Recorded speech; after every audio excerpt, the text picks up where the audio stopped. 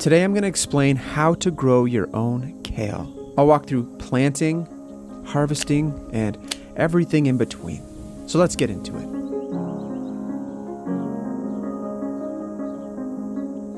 You can plant kale as soon as the ground is workable in the spring. This is typically 3 to 5 weeks prior to your last frost date. This is my garden bed. I've already worked in some compost and now I'm going to plant kale here. To start, I'll make tiny holes for me to plant the kale seeds. The holes are 1/2 inch deep and 12 inches apart. This is what kale seeds look like. I'm planting 2 varieties, winter boar and dinosaur kale. Both do well in full sun, which this site has. So let's plant them. I put 2 or 3 seeds in each hole. Then I'll lightly cover up the holes. Finally, give the bed a good soaking. Now in this video, I'm growing kale from seed, but you can also buy transplants from a garden center.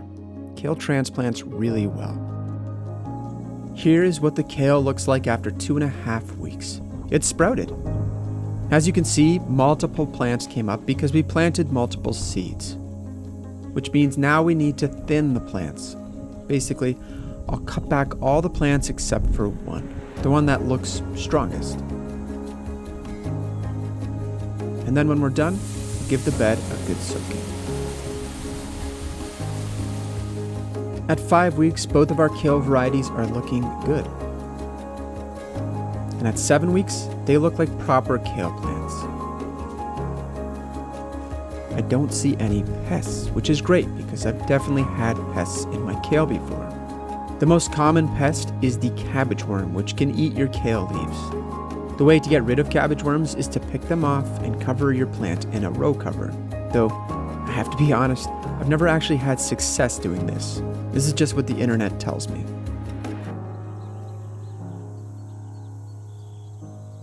Let's talk watering. The conventional advice is to give kale plants around 1 inch of water per week, but I find this a little confusing because I don't actually know what 1 inch of water means. I've found that if you just pay attention to your kale, you can generally get a feel for whether it needs more or less water. Harvesting kale is very simple. Just cut the lowest leaves. Leave the younger top leaves to keep producing.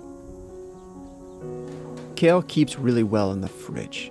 You can usually store it for a couple of days. I like to have it around for salads.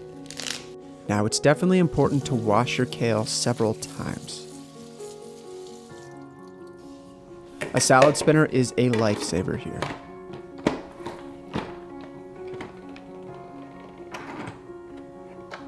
One way to make your kale a bit more tender is to sprinkle some salt on it and massage it. You'll definitely notice a difference.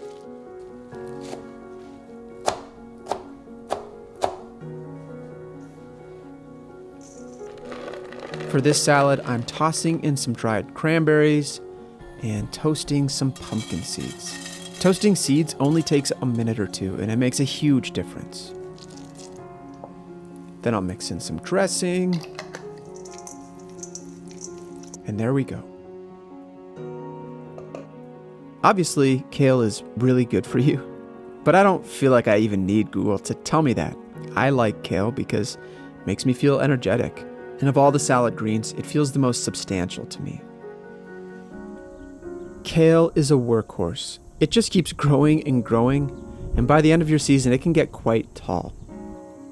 Kale can even survive cold temperatures. In fact, many people find kale is sweeter and less bitter in cool weather. You won't regret adding kale to your garden. It's easy to start and yields plenty of greens. Thanks for watching. And I hope this was helpful.